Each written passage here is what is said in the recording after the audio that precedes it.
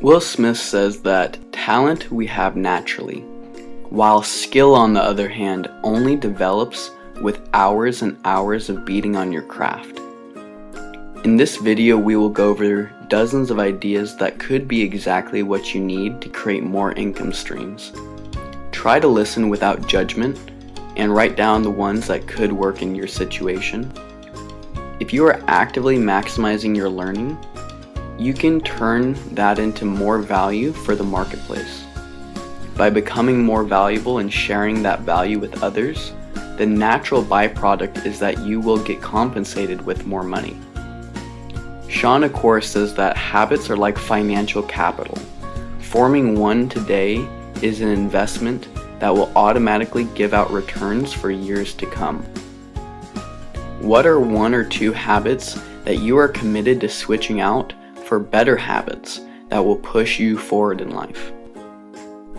What can you do this month to earn more income than you did last month and accelerate building your peace of mind account? Would spending some time daily learning another language add value to your life? Could becoming bilingual increase your worth to the marketplace? Can you get a raise at your current job and increase how much your time is worth?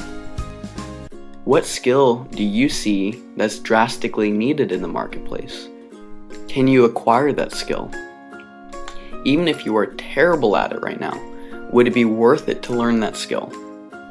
Zig Ziglar aptly said, "You don't have to be great at something to start, but you have to start to be great at something." An example could be a hairdresser that learns to do perms and now is able to charge more because they're more skilled.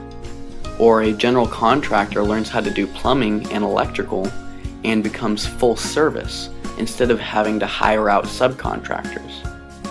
Or maybe you're good at math in school, so you can run a part-time tutoring at your alumni high school or junior high and tutor a group of students. The more students that you teach and the more students that you help get better grades, the more business you're naturally going to get in return. You can even contract yourself out online on sites like Fiverr or TaskRabbit. That's how I was able to find the animator team that goes under the name Keymonge to do the video. They're from Australia, and all I had to do is provide the voiceover and work with them back and forth for edits. Can you find a second legal job as a side hustle? There's so many legal types of income, the more creative the better. You could do e-commerce, in-home care, pet or babysitting, nurse, plumber, postman, fast food, firefighter, garbage man, gas attendant, IT work, any number of sales jobs, the list goes on. As long as you are able to learn a skill and find a way to add value to another person, more than likely you could get paid for it. Do you have a nice enough car for Uber or Lyft? A friend of mine working 40 to 50 hours a week makes over $1,000 a week just from driving people around. That's $50,000 a year from a job that didn't exist 5 years ago. He also gets the benefit of networking and building up his relationship capital. Or there's even food delivery services like DoorDash or Uber Eats. Plenty of other options in today's marketplace. And many of these types of jobs have sign-on bonuses that are fairly easy to get. One of the best new sites for potential income stream is Turo.com. You can rent out your car specific days of the week when you don't need it, thus maximizing your cash flow. If you have a decent vehicle and you don't really need your vehicle every day, it's definitely worth checking out. Just make sure that you have every safety precaution handled, like cash paid in advance, current photo ID, proper rental agreement signed by both parties, and even a security deposit depending on the quality of your vehicle.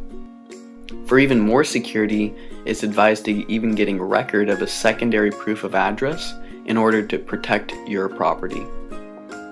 Another possible income source could be rent or sell your stuff. Craigslist has been around for so long, and there's only an increase in everyday people looking to rent out a variety of items. Some of these items include chainsaws, steam vacuums, extension ladders, party tents, tables and chairs, utility trailers, log splitters, mulchers, snowmobiles, dirt bikes, and ATVs. Ideally, look for things that people may only need a couple of times a year, but don't necessarily need to buy one themselves. Aside from Craigslist, there are plenty of other ways to sell unwanted things. In person, there are local consignment stores, while online there are even more options. Some obvious companies like Amazon, eBay, and Facebook Marketplace are available, but there are also many other less known companies that you may have not heard before. For electronics and media, there's SwipSwap, Gone, Declutter, and OfferUp. And for selling clothes, there's ThreadUp and Poshmark. I've even heard more and more people buying things on clearance from Walmart or Target and then turning around and selling the same product for a profit online.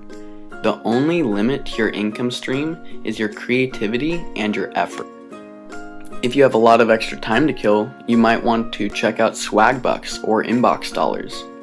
Just for taking surveys and watching videos and shopping online, you can earn rewards that stack up over time.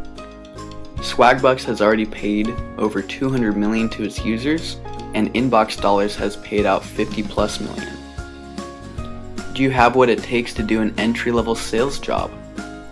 Doing straight commission jobs teach you the value equation right off the bat. If as a sales rep, I didn't provide value to my customers, I wasn't going to get paid. On the flip side, if I provided above and beyond customer service with a good product, the only thing holding me back was how hard I chose to work. The first real job ever for me was selling Cutco knives to family and friends. Not only did I get to learn valuable lessons from each of my customers along the way, my manager was very focused on me taking ownership for my self-development. I am eternally grateful for not getting accepted into a normal minimum wage job because it forced me to make Cutco work.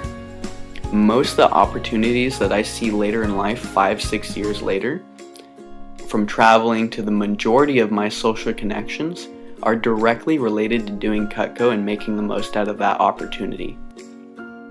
Sales isn't for everyone. You do need somewhat of a tough skin to deal with rejection. However, I strongly believe it can be a great teacher for anyone if you let it be. Part of sales is the challenge to grow as an individual, and if you're constantly going out of your comfort zone, you will eventually be comfortable in just about any situation.